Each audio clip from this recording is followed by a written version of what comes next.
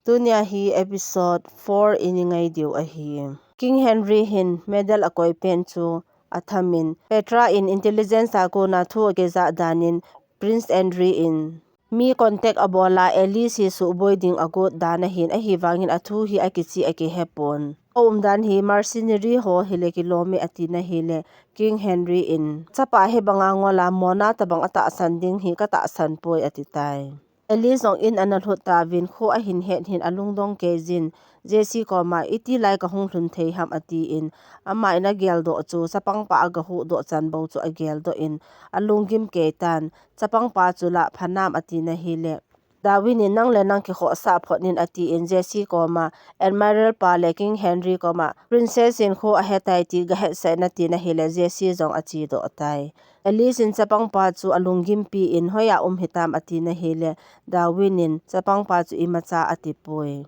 ahin nang nasu chalal di chalanin meyin nakali di chalanin izem tin boy nakhat to khala chuntin alung hangin emazo si ke thep mo hi mission hi kalor hin lowa nang hi danger ka koi a he ti na male ma chu thep mo akichani na hi le Elisin hi wanga ka thilo pi hila ebola nang le nang na ki mo so ham chubanga na ki cha na hi le Admiral pa le ka pu pa chu ke man ki hopi nang ka ti ati in Dawin in nang chun punishment mu khang ka te te ka ki cha da ka lung han hi sa ham nagama na mi pi te na nga khu na gel jingai a hi ati na hi le Elisin tapang khat bon ki hu do zo lawa iti ka kinung le a kami pi te chu ka hu do zo ding ham ati in Dawin in izem te nang na so cha lawa hele nami pi te ho in zong boy na atu te te dingo he ati in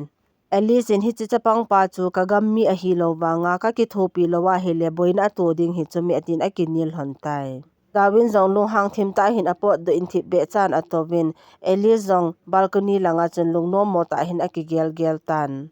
Dawin in nami pi ding na gel ngai ti ase ho chu aban gel do in Dawin apot do ji chun amazo anga pum chun atowin na hele analu thu in pung ave na hele pung som la khat lang al hin gut phan hin Dawin hung nai lo atin alungi min amazong kot langa chun kot aga hona hele Dawin hi kot na chun anadingin amazong thip be cha in ahung lu nin lungno mo thim ta khun ibola laya na nadin ham ati in a hele Elisin kot phata ki kha nam ti ka hong vet a hi bovi ati in alemin amazong aruma akilut tai Wilin alan ko ma Elise amange kiti inipiti ham ati na hele alanin kenzong imacha ka hepoi amange ti thu bo ka za in mizo si hi boy ga mahitai kanu in la a hol do ding in a sol jing ati in Wilin Elise hi laya a umonge ti hi a het che na na neyam ati in a hele alanin lampi khatnuma amala chi do ta ati in a hele Wilin ama chu koi ham ati in alanin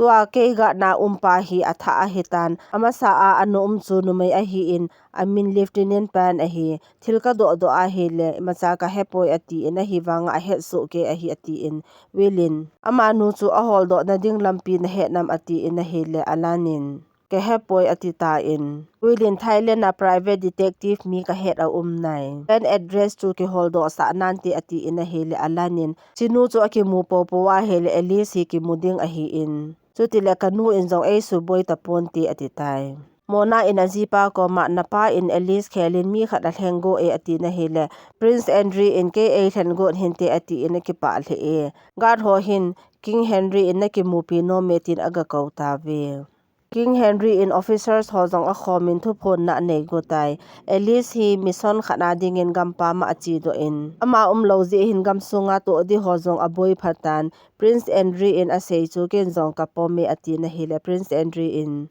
gam sunga hi imachal go dingo numai khat me chu inga theilo ding o hi ati in mona in kele ka jipa in gam sunga dinga bol thechan ka bol hon ding a he ati in ke zong chu apuna ko zira ga chi in meeting aum ji chun ke phalam ta in anung chi go de na hele King Henry in chi do hin tin a khamin tom khana ding in ke chu Elise khela ding in a thleng do in thilkha chu api go da hele Prince Andrew aga thaizalin aga khamin King Henry in Elise laya lo wanga ama khela duty phata a bol thei ding mi a nai na chanu chung ki sana hi chana hi na engsi hamtin a pho in a hele Prince Andrew in mi pa khat na hiya hele na cha a khan to ding zong na de pon chi chu mi pa ka he na ti hamtin alu hangin anu pal hon chun meeting a ko nin apot do hlonin kapa hin eizum so momo ngetin alung hangin na hele mona hin lungkham hin atiin ama hin koimanu yakun tapungi atitai kedin apupa ko ma duty nei pi hi ke accept hei loading a hi ke chi adinga hi ka thling momong poi ati in a hele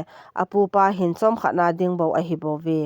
Alice dingelin lang ka bolding a heti zingin tin azolta in a hele ke zong so ada thei tapon anom tai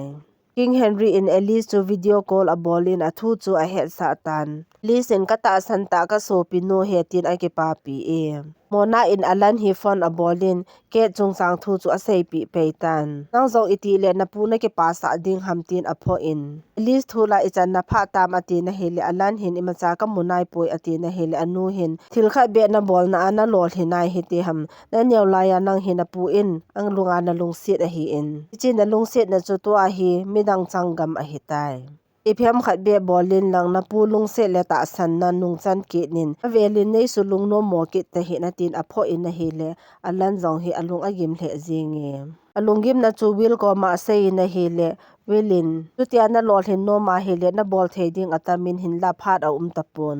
a hin mi bol kha lo khat na bola wang pha a hi ati in Lan hin ki pa te in bolding khat a hin ki het do in sana ka tol do ding a hi Thailand na hi sana market nai lo a hi ati in Tule lai muna hin loi khat ka nein hi chipa ko ma chun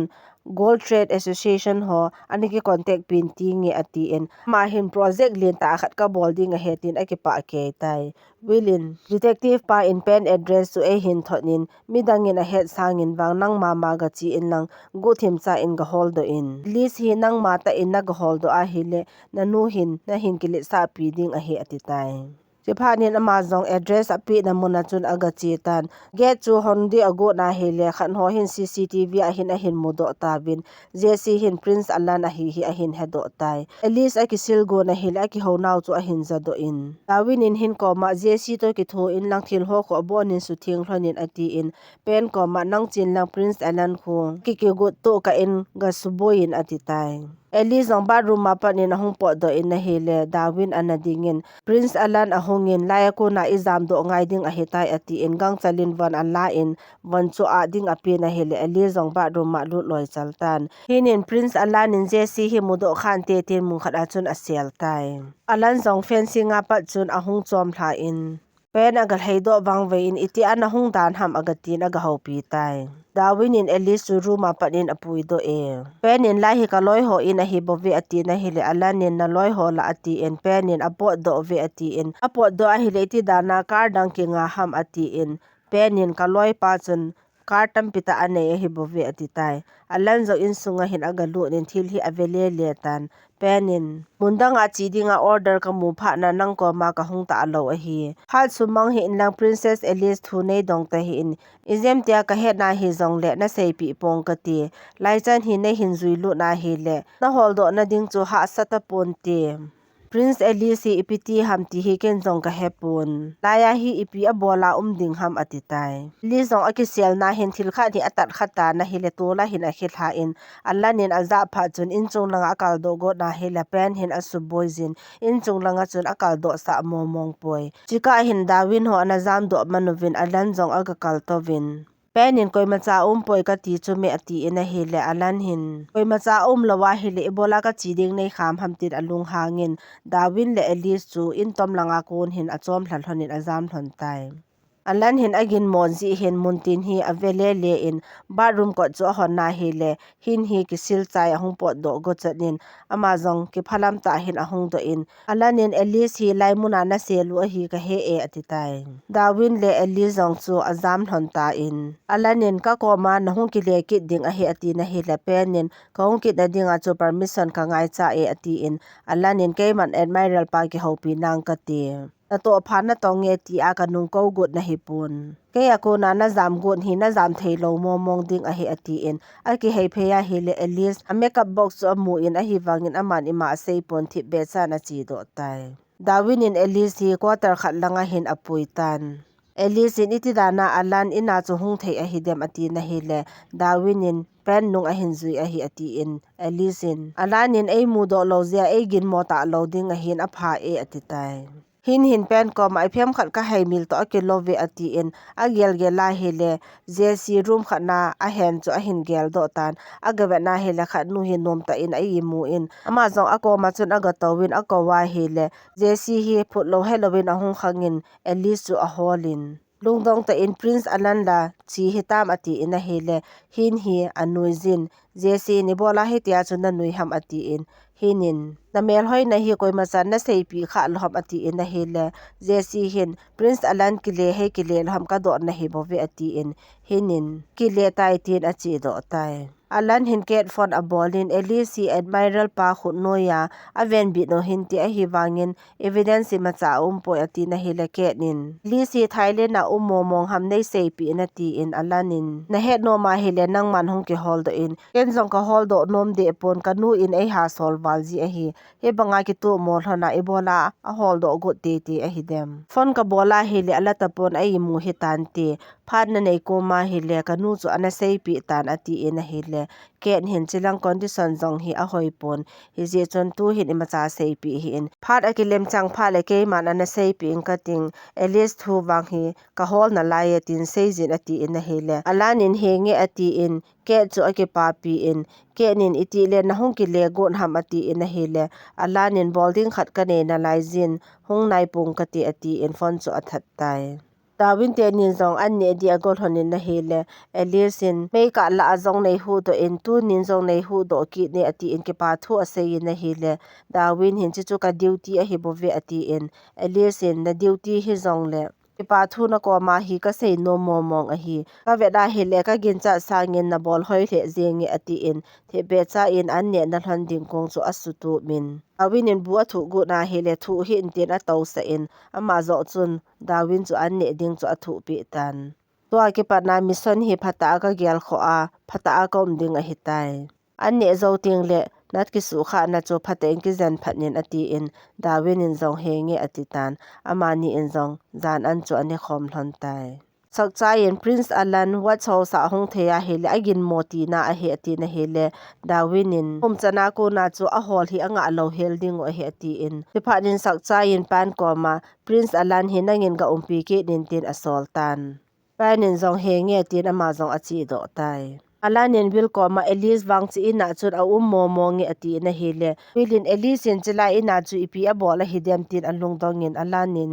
anula ka pa se nan ka za in Elise attack anaki boldan a hi ati in wilin Izemta Elisi attack anaki bol kha a hele ki selding a hi in aveng tu ma hi sepei umte ding a hi lungkham hi in ke man Elisi ga hol do nang ka te Izemti nang ki kumla chun na project hi boy theding a hi ati na hele Alanin a hi eke jong ka ki kum nom poi ati in wilin ipi hi lesana thu hi sutu min lang sum na mu pha le Elise ga hol do na na ti ati pe tai Elise zong ahong ke tho hin in mai langa hin ahong pot do in zana Darwin in athi a chuting le in azut ho chu agela hele ama chu no asapon pa cha ho zong chu au na a khelin thil ho zo si zong chu asu thengin a khel tu tai tak cha in pen drive khan hi Darwin api in Petra in a hin thot a hi Tiwahi mercenary troops for information umahi in list hat dinga ki gingmo ho hi information umahi athu hi phata inangin zong kholin lang King Henry ta zong ke zamat tu naw hiti atitai Elise amo thim nom lo je chun se sa ki manin table ho chu a hian phan hin le JC in zong amul hon tan hinin alim ho chu akap do in gang chalin Darwin hi message a thonin alim zong chu a thot tai zan hin Darwin zong in a hung ke le tan hinin a message thot ho chu asimin ama zong akipa hle e Elise in Darwin hi message a thonin Darwin in amu pha ni aman zong message chu asimin a reply tan hiti chun ama ni zong so ta hi message a chun aki hol hone Alanin wil ko ma kathil bolding hi kapu ka het sa angai ati na hele wil hi anum thimpun sana tampi hong ki podo ding cho thil new a hi pun na pu na he na hele nang na ki proof na ding chance na nei lo ding a hi na he sa lo chu asit na a poi tin azol tan Alanin ipi hele kapu ka het sa angai je ati tai Darwin le Elise zong grocery shopping a chil hanin ke holo helin message bo se chon a ke hol hon tai ne ding thil tampi a chol honin payment a bol pe hlon hin Elise in ke langa khon thil ga ve ingi ati in ama zong achi do tan Darwin in sum api ka hin aman zong thildang hi avele le na hele anunga mi ni hi aki hol hanin amani hin Prince William helai mun hi ahung building a he ti thu aki hol hana za pha chun achi do na hele Darwin hin Alice hi a hol motan phone a bol wang hin Alice hin a phone hi ala pi pon will chu aga ki mo pi go ni Alice in phone ala lo zi hin Darwin zong hi alungim the e Prince Bill zong chu mola chun aga chi ta in mi ho hin avenom thei the bin lim akap le le bin Alice in amu phan hin aman zong galin will chu akau ta in will hin amin ki kau ta bang aza pha chun akinung hai na hi le Darwin in Alice chu asial manin Alice chu alung hangin lo hang ta na pot do in na hi le Darwin hin anung azuin Alice in hi chi pa chu koi a hi ne hepoi Prince Bill a hi in ama ko ma chu ki thopi na ka thum go da hi seileng e ki thopi te te ding a hi ati na hele Darwin in na that go zong hi koi a hi zong ki hedo nai lowa ati in Alice in hi zong le will hi e that ki go ho a hi po in kapu pa ka ta san banga ama hi ka ta san na hi ama in ke thi na ding ema cha gong pon te ati in a hi le Darwin in mi na ta san chu a kho na ema cha poi hi zong le in i hinda tha a chu ipo do le ema cha boi na simpo nge na ti he lo ham ati na he le Alice zong chu alung hang wa lin pau zong a pau nom ta pon in a hlun thon zong hin lo hang ta in sunga chun a lut tan hau zong a hau pi pon thi be chan a room a chun a ki lut tai pen hi alan guarding hin a ki nung le ki tan alanin business negotiation ka bol na digin mun ka ngai cha e ati in a hele penin mi izat welding iti phat ding na dei ham ati in alanin mi som welding tu monday nia ding ati na hele penin amon ding chu hin holing ka ting na sei pi nang ka ti pi thu a meeting na nei gu no ham tir adong in na hele alanin nang het kho angai poi ati tai alan mi to ki mu to ding hi Alice in aza do phan hin Darwin ko ma hin athu cho dong in na hele Darwin in ka heda hele ka sei pi ding na hetai ati in Alice in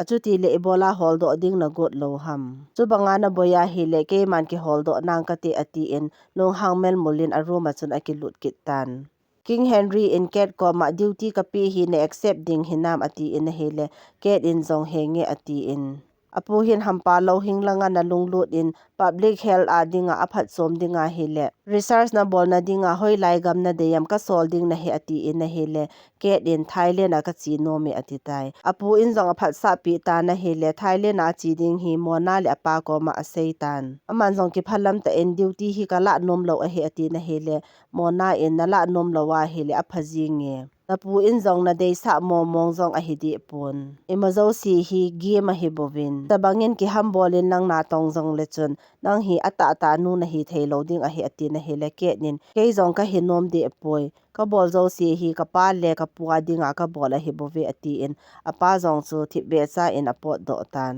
mona in alan ko ma Alice thu hi hin kholin ka ti in ma cha la pon nangin zong hin khol hu in ati na hele ke din he nge athu ka het he na le na hin he sa ta nge ati in hi wanga alan in ana sei pi na ti chu a sei pi poi Alice zong hi apu to hin video call la hin aki hol hone Darwin zong aga pot do a hele Alice in bu ani lo chu a hin mo do tan chi phanin aman zong tree a chun abu ho chu a choi gu in asunga adop lut pi go na hele athang atom ki nin ani nom lo le ne da tan te tin a choi lut kit ta poi Alice zong cham kha zo hin lo hang ta in a hong po da in Darwin ko ma will hi ka ga ki mu pi ding a hi ati in a hele Darwin hi anom pon che thu i sei chai sa a hi tai ati na hele Alice in nangin thil khat na ngai cha na hele ka ko ma sejin ka ke thopi ding a he na ti hi lo ham pilin e ki thopi ding hi ka ta san mo mo nge kinup tu na banga will ko ma nei pui ding a he ati na hele Darwin in chi chu hi a hele koi na hi ne ke sei do na ti na hi en kanom poi ati tan Alice in will ko ma nei pui jin tin a ki sen jeng ta na hele Darwin in na pui thei pong ka te tin ada cha he ki tan Alice in na thu sei ta san thei a hi poi ati na hele Darwin in ka thu sei hi ka pe cha hi a he ti phanin Alice zong lo hang ta in a room a chun a le lut kit tan Darwin zong chu alung a hang hle zengin ama zong a room a chun a le lut nin Prince Bill hi koi ham ti hi ne na hin a khol tai lungim ta hin in maya anading ki nin na hele Alice hi aga chi ki nin aki nung haya hele Alice hi aki momo sa in a lut kit tan Darwin in alan ho ki muto na ding chu jing ni kho a hitan pg ham ti chu apha chan na hin he sa nang ka ti ati in hele Alice in ebola tu chana information na nei lo ham ti a vet na hele Darwin hi anom tapoi officer khan hi King Henry ko ma achi in ichi list hi mi akiging mo ho a he ti in list khan hi apetai list ong alungim walin imuthei lovin akingai tu zinge Petra zong King Henry ko ma agachi in Prince Alanin minister pa contact abolin sana Thailand na pu do dingin aseji ati in aga seita na hele King Henry in Ebola Alanin sana chu adei a hidem hin kholin lang athu nei hin het sa ji in atitai Petra in Alice phone abolin athu chu asei pi tan chi hi thugu a hin koi machko mana na sei do loading a hi minister pan boina khan te ti ki cha ji in King Henry ko ma sei dingin ei soli atitai Darwin holoi hin meetinga koi pangding hamti hi ahedo tawin Alanin Gold Trade Association ho ki mupi ding zong chu ahedo tawi Elisin Alanin minister pa ko ma Thailand na sana hin thot ding win asejin hi wangi minister pa hi anom pon Alanin opposition hi amang cha minister pa hi force aboli ati na hele Darwin in chi holo hi sana api gut hinte ati in Alice in resource apana sana hi ki soldo khalo momong a hi ati na hele Darwin in Prince Alanin laya hi market akisim gut nom hinte atitan lingin meeting ki panding a hitai ti a het sa tai Alan hin dom ki tipa hi will to hin aga ki mupi hlonin chi meeting abol na room wa hi pen in camera khat na fit je hin am ho hin ki ho nau chu abonin amuso ke bin aja so ke tawi Lisin will hi achinga ching hetin a sei phalhe jenge Alanin sana chu tu mama ka hin pi theina hi ve ati na hi le khan ho hin chiwang chu hung boi thei ding a hi Bank of Thailand ho jong het sa ngai ding a hi ati tawin Lan hin Ebola hi chan chu het sa ngai ham ati tan wilin ken jong anop loading chu kanom de poi rule chu phat a izu yu ngai ding a hi ati ta in a hi le Alan hi alung a hang thim the jeng tan Alisin betang will hin Alan hi aki thopi hi chumetin a sei phate te tai lanin chiwang chu ka nga zo loading a hi sana hi China a ka thot ding a hi tai ati in khan ho hin na nga zo lo le ke ho jong kanom de po ve ati na hi le willin hi ti hin boluti Olin na hin contact tawin ka te ti phanin khan ho loi zonga chi do tawi meeting a ki chei hin Alan hi alung nom motan kanu ka pa ka pu pan hedo le ei bol cha ding o hi ve momong tang meeting pe na chu nui sat ho a ka umta chu me ati in hi le wilin bul lang le boy nom ji monga hi in minister pa na hin ta sanji a chu sana a hin thot hi chu me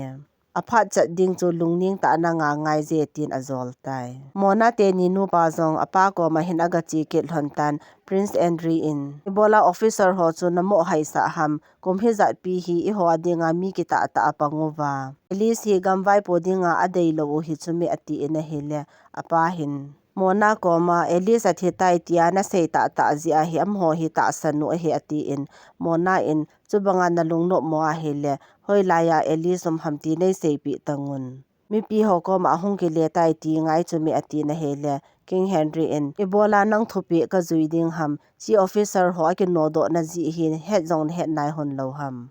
phata in gel honin nang ni ji ta ki nodo a he ati in hele amani nu pa jong lu hang ta in apo do hlontan Prince Henry hi azinu chunga alung hangin akitomin nang plan ta ji a hi mazo si boy a hi taitin azinu chu a ho se tai Petra in Alan Gold Trade Association ho to meeting aneyo chu King Henry ahung he sa ta in a hele King Henry in mazo si anu hin abol sa hin te tin mona hi ageng mo tai Petra koma Alice koma chun seizin lang imacha bol hi inti in an athil bol alol hin lawa hi le sana chu hin nung thot nan ti ma phat chom na ding in sana chu mangcha pun tin Minister pa ko ma ke hin imazo si ka he them so ke nai izem tia boina uma hile ke man mo po nang ka te ti in lang nga seitan ati in Petra jong chu achi do tan King Henry in a medal chu a khoin aki gelin na hile pholo hello hin alung ahung vaizin ama jong tola chun kho hello win a hlutai Alice hi zan ai mut le amang asiki nin ma jong ahung pen do a hi le Darwin hin aga mudo in athau khangin ama jong akicha balin Darwin chu akoi jeng tan chamkha zawin kho a hin het do hin Darwin a hi phanin ki phalam ta in au me alung nop lo ji chun Darwin in jong Alice mu khana pui do in Alice in Ebola laya ne hin pui hab ati na hi le Darwin in alung nop mo wala chelai mu na hin hungin lang hung ki sulip le chun phadi ham tia ka hin pui na hi ati in cha a hin choi pi jong chu asun pi in ape in a hele Alice in jong acha chu adon tan achi phayin to na khat na chun aga towin Darwin zong aga chi in akoma chun aga towin Alice in ka hin mu masat ni pen chun mi phalo ka hin hi sa e ati na hile Darwin in sisi achu ka luchang nei bi pi hi chuna ati in athu chu aseil honin amani zo anui za ke honi Alice in princess ka he ka til ebola nei ta san loham ati in Darwin in namel dan chu midang he zong le koi machan ta san ponte ati in aki holim hlonin anui aza ke hlon tan pha cham khat pi hi tui khang lian panga chun aki chim dan hlon tai King Henry zong khu a hin heta na hi wangin alal the zingi doctor pana ga ve in Petra in a medal chu avet sa in hi chi hi poison ki the khuma tham kha pen hi athaguya lut ding dan a hi in a bol ho hin na thana dinga a bol o hi pon na lungve ya khu ne het na lo dinga a bol o hi bo vetin report a boli na hi le King Henry zong hi athip be in officer pa in ale sunga hi mi nagin mo tin adongin na hi le King Henry zong hin ima seipot athip chanin Petra in Prince Andrew le mona ahung lu ne ti chu aseita in King Henry in kachapa in hiti hin a ball pon ti atitai dom ke tipa hin Ellen le will hi ahung ki mopi in sana chu nanung thot do ki sanga chu aman chu phata a iki tha ho ki theyu a hi chuti lo le nang zong na min si walding a hi atitai Ling in dom background hi check a ball in a hi le ama hi ta san the a hi poi atitan Aki hau nau hi Alice in athim ngai Lingin dom ki chip na zo si hi abonin he so ken a file chu apetai Willin dom koma na loi ho chu ta san the hi ding hinam ati na hi le domin he nge mi hau sa ta ngen a hi bin hi che chan si a mis nom lo helding o hi atitai Lingin Prince Alan hin sana ki zo hi illegal a hi lam hi a het lo hi ding a hi in Izem tia a zo thlep kha ova hi le boina lien ta so ding a hi atitai Dom hin ikipi to phat no le gu thim chan bolu hitin cover ding in mi hin ngai to nang ka ting Izem tia chi phat le chun ki ho na chi tha lo wa hi le na no ma hi le sana zo si hi nung sultan a hi wangin ama ho hin na hle mo mom po vinti ati in a hi le Willin e bolding uzong le gu thim cha a e boldiu a hi ati in a hi le domin lungkham hi in hi hi top secret issue a hi in e ho thum ti lo koi machadang a heading a umpoi ati tai Darwin na chuti le Prince Alan hin sanati aminti sumti abona mangding a hi in chi thu hi itim ho abonin he sa in ati tai aki ho now hi Alice in aza so kezin hin la ma hi aki het mo sa tai